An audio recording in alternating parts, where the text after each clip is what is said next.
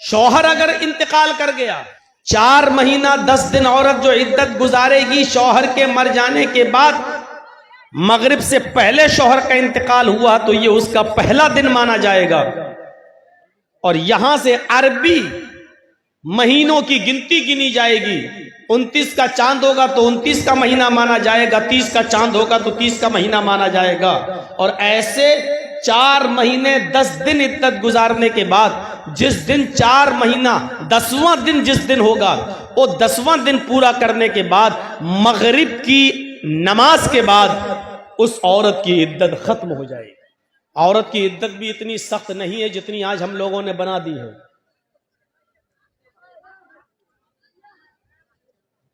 اس کو گھر سے باہر نہیں نکلنے دیا جاتا ہے۔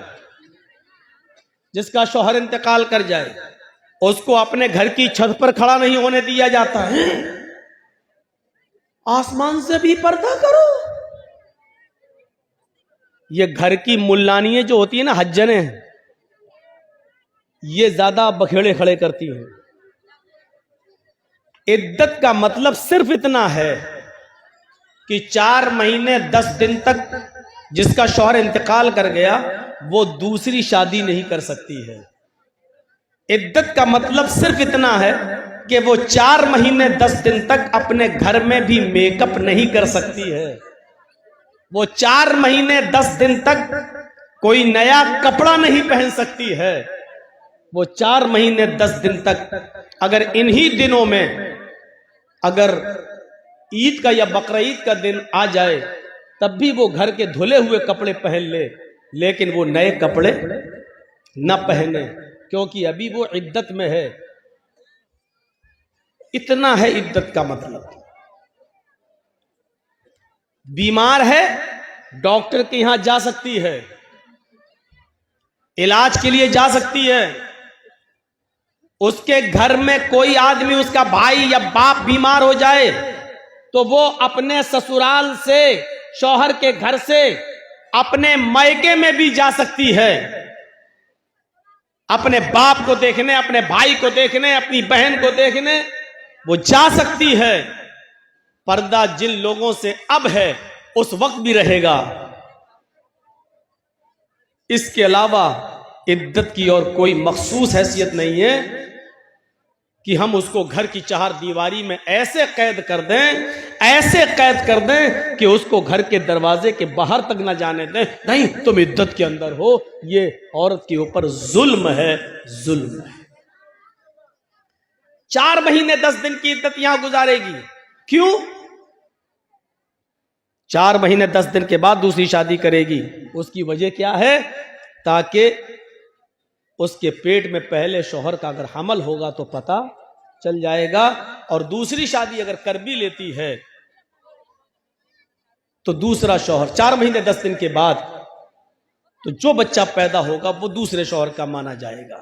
ہاں، لیکن ایک چیز اور بتا دوں اس میں، اگر شوہر کا انتقال ہوا اور اس وقت اس کی بیوی حاملہ تھی اور پیٹ میں 8.5 مہینے کا حمل تھا، بچہ تھا، اور شوہر اس بچے کے پیدا ہونے سے پہلے انتقال کر گیا، یعنی 15 دن پہلے انتقال کر گیا، اب عورت کی عدت 4 مہینے 10 دن نہیں ہے۔ 15 دن کے بعد جب یہ بچہ پیدا ہو جائے گا، اس بچے کی پیدائش کے ہوتے ہی اس کی عدت بھی ختم ہو جائے گی۔ کیوں؟ اس لیے کہ اس کی عدت اب کرنے کی ضرورت نہیں ہے، وہ بچہ پیدا ہو چکا ہے، اور بچہ پیدا ہو جانے کا مطلب یہ ہے کہ یہ اسی مرے ہوئے باپ کا بیٹا ہے۔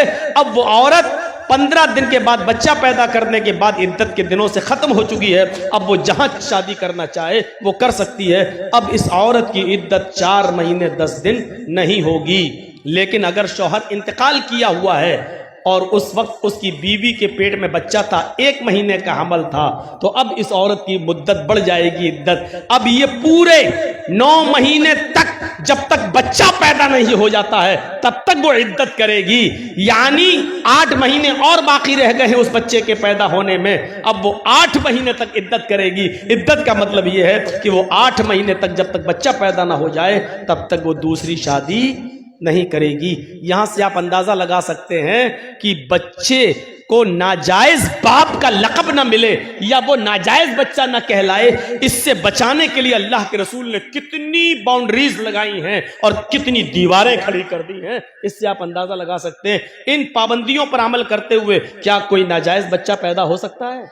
ہم نے طلاق بھی نہیں دی، ایک مسئلہ اور سن لیجیے، ہم نے طلاق بھی نہیں دی، اور عورت ہماری بیوی رہنا بھی نہیں چاہتی ہے۔ آدمی طلاق نہیں دینا چاہتا ہے، بیوی رہنا نہیں چاہتی ہے، ایسی صورت میں عورت کو خلا کا اختیار ہے۔ خلا کا وہ 5-10 آدمی اپنے سماج کے بٹھائے گی اور یہ کہے گی کہ میں اس کے ساتھ نہیں رہنا چاہتی ہوں۔ اگر وہ ناجائز طریقے سے شوہر پر دباؤ بنا رہی ہے، کوئی پریشانی نہیں ہے، لیکن بس وہ نہیں رہنا چاہتی ہے، اس کے باوجود بھی وہ خلا لے سکتی ہے، لیکن وہ عورت گناہگار ہوگی۔ مسئلہ یاد رکھیے گا، اگر آپ طلاق نہیں دے رہے ہیں، آپ کہہ رہے ہیں میری پریشانی بتاؤ، لیکن اس کو رہنا ہی نہیں ہے، وہ آپ کی پریشانی نہیں بتا پا رہی ہے لیکن اس کو رہنا بھی نہیں ہے، ایسی صورت میں آپ اس کو طلاق نہیں دے رہے ہیں، اس کے باوجود وہ خلا لے سکتی ہے، لیکن وہ گناہگار ہوگی، وہ عذاب الہی کی مستحق ہوگی، وہ عذاب جہنم کی حقدار ہوگی، لیکن خلا پھر بھی لے سکتی ہے۔ اور خلے کا مطلب یہ ہے کہ وہ سماج کے 5-10 آدمیوں کو بٹھا کے یہ کہے گی میں اپنے اس آدمی کے ساتھ آج کے بعد رہنا بند کر رہی ہوں، میں نہیں رہوں گی، میں خلا لے رہی ہوں، آج کے بعد میرا اور میرے شوہر سے کوئی تعلق نہیں ہے۔ وہ سماج کے 5-10 آدمیوں کے بیچ میں یہ بات کہہ دے گی اور اس کو خلا مان لیا جائے گا۔ ایسی صورت میں بھی عورت کو 1 پیریڈ عدت گزارنا پڑے گی۔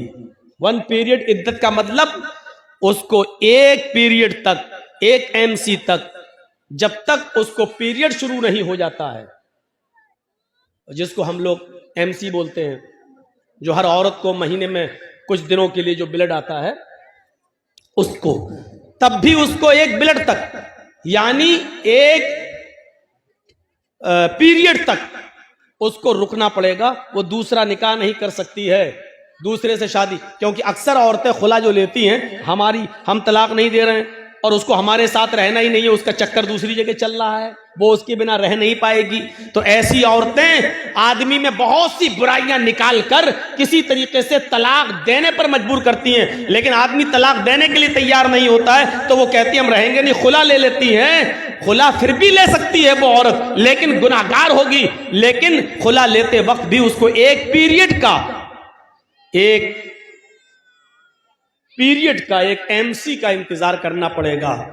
جیسے ہی اس کو MC ہوگی، پیریڈ شروع ہوگا، پیریڈ ختم ہونے کے بعد پھر وہ شادی کر سکتی ہے۔ اگر غلط طریقے سے خلا لیا ہے تو عذاب الہی کی مستحق ہوگی، اور جائز طریقے سے خلا لیا ہے تو وہ ثواب کی مستحق ہوگی، کیونکہ شوہر شرابی ہے، نہیں رہنا چاہتی ہے، شوہر جواری ہے، نہیں رہنا چاہتی ہے، اس نے بہت سمجھایا، نہیں مانتا ہے، کچھ کماتا نہیں ہے، بیوی کو خرچہ نہیں دیتا ہے، بچوں کا خیال نہیں رکھتا ہے، سمجھا کے پریشان ہو گئے ہیں سب لوگ، سماج اور سوسائٹی سب پریشان ہو گئی ہے۔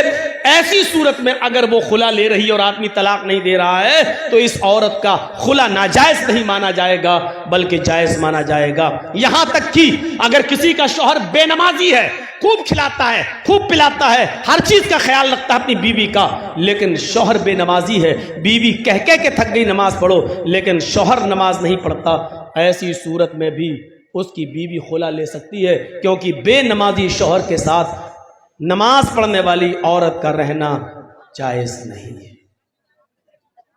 بہت کھل کے میں نے کہہ دیا ہے، نماز پڑھنے والی عورت، 5 وقتہ نمازی عورت کا بے نمازی آدمی کے ساتھ رہنا جائز نہیں ہے۔